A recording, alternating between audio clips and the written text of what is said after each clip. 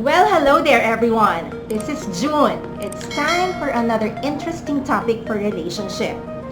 We're gonna talk about some tips to survive a ship contract. So any newcomers or even old-timers watching now, please check this one out. If everyone's on board, sail away with me.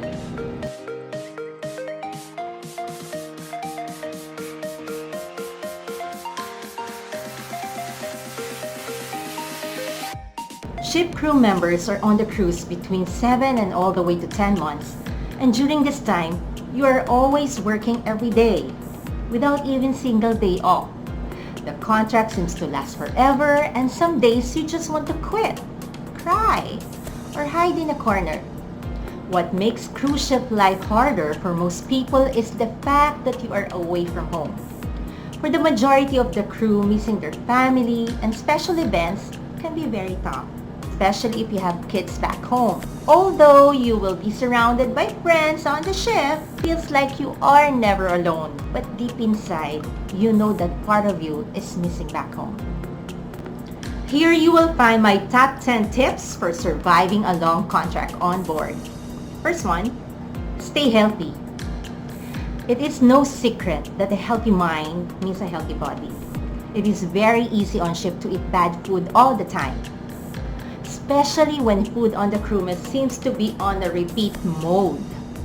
We tend to grab easy food that can usually go wrong, like burger, pizza, pasta, fries. And also if you have access to the ship's buffet, it's even more tempting because they have the awesome dessert section with ice creams, cakes, cookies, and the list goes on. All cruise ships offer a gym facility for the crew. Depending on your position and rank, you will have access to the passengers' gym.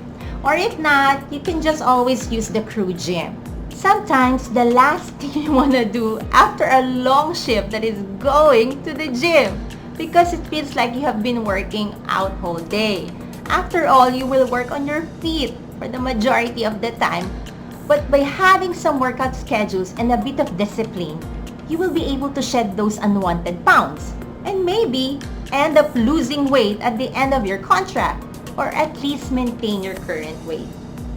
Second one, take some time to explore the ports of call. I cannot stress this enough, and I was guilty of it sometimes.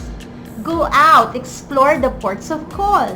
One of the main reasons people sign up to work on cruise ship is the allure of free travel. There are some days that you won't feel like getting off the ship, especially if it's port that you've been before. Some days I would choose not to explore on the ports. It was the port that I have been. Instead, I would find something to do on board, like catching up on sleep, relaxing, and watching series or movies. Some days you don't feel like running around, and that's okay. But make sure that this behavior doesn't become a routine.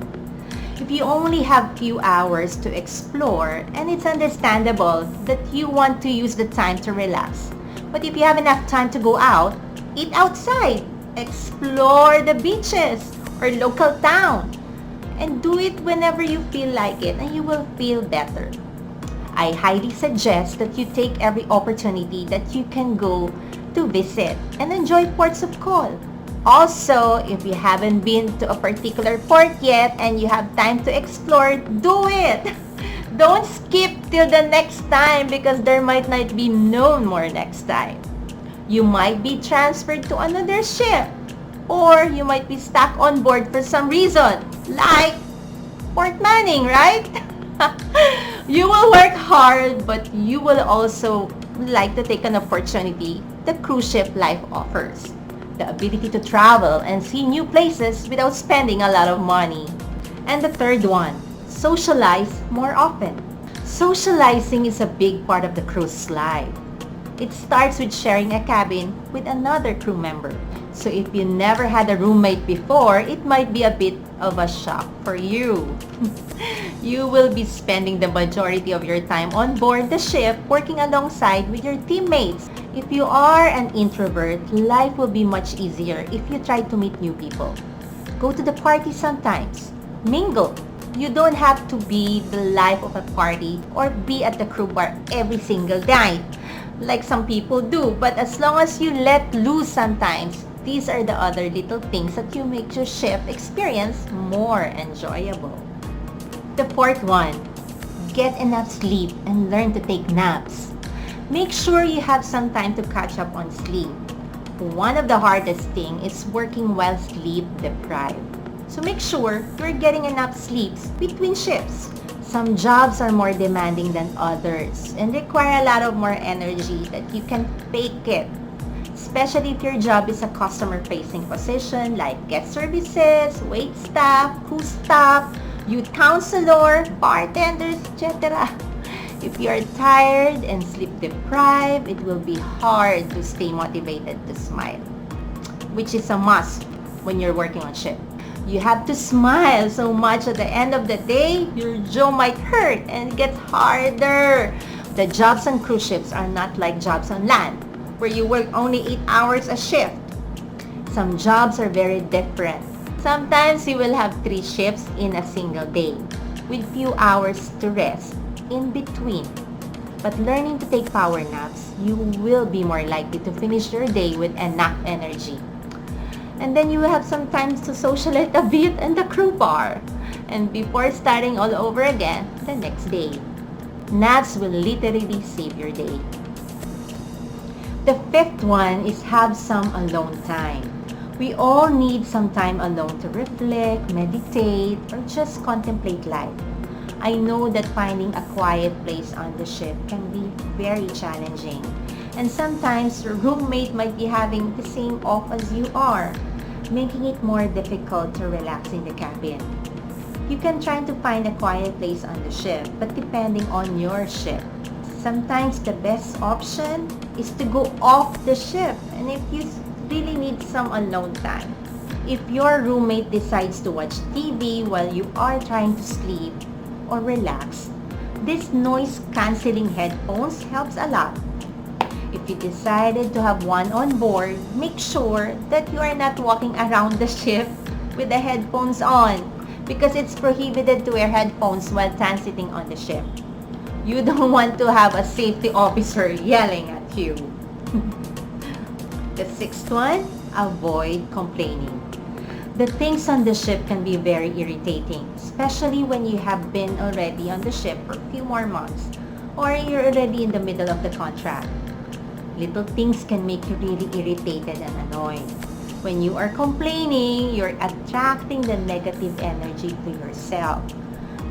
Most of the things that we complain are the things completely out of our control.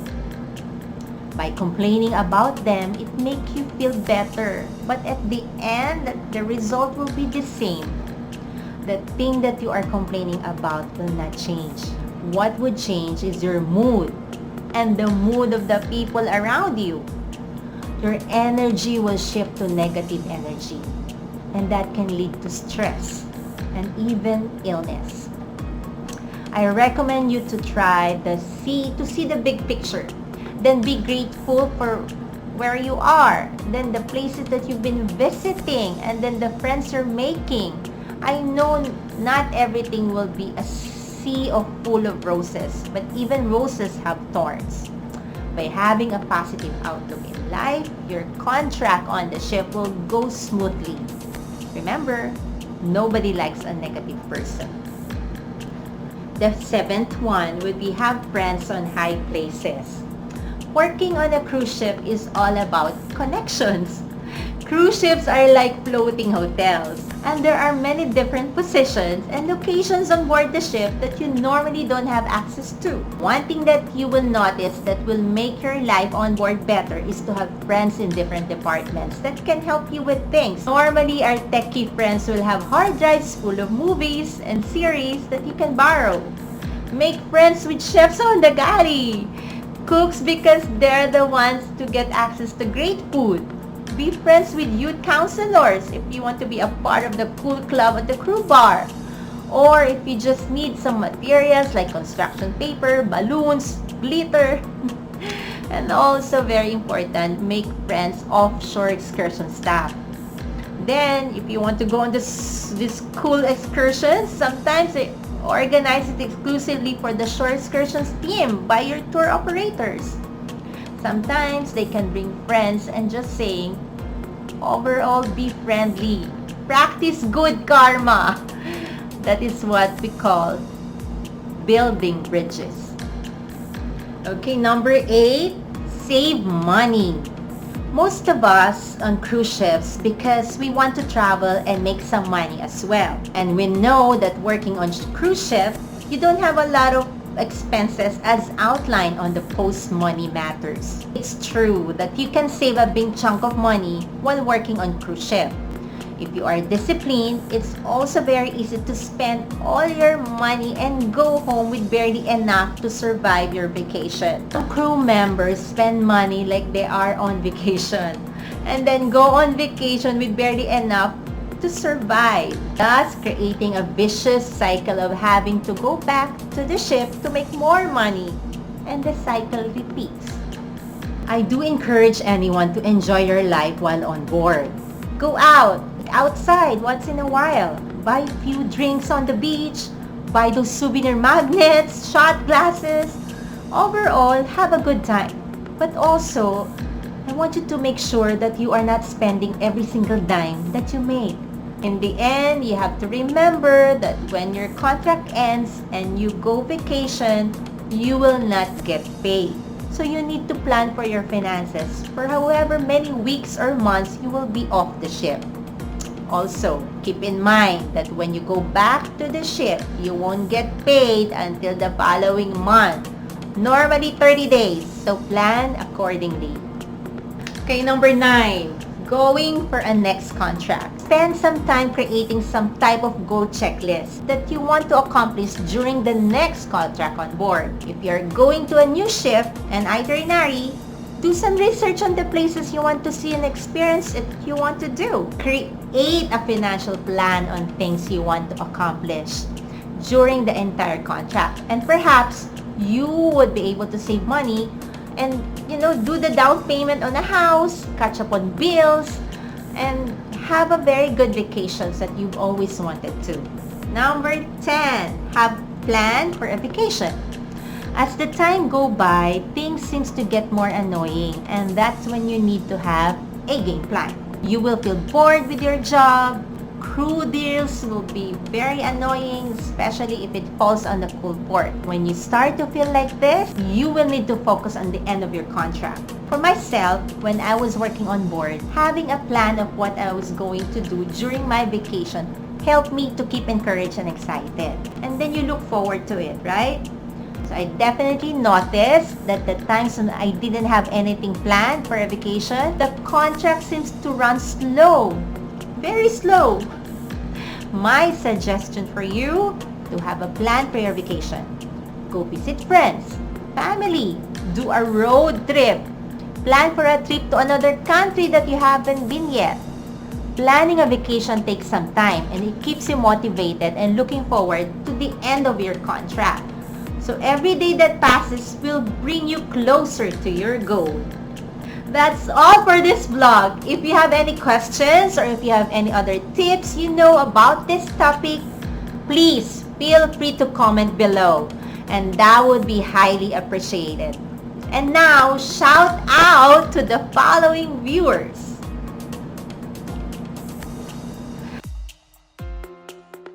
Okay, please don't forget to like, subscribe, and hit that notification bell for updated videos. See you on the next part of call.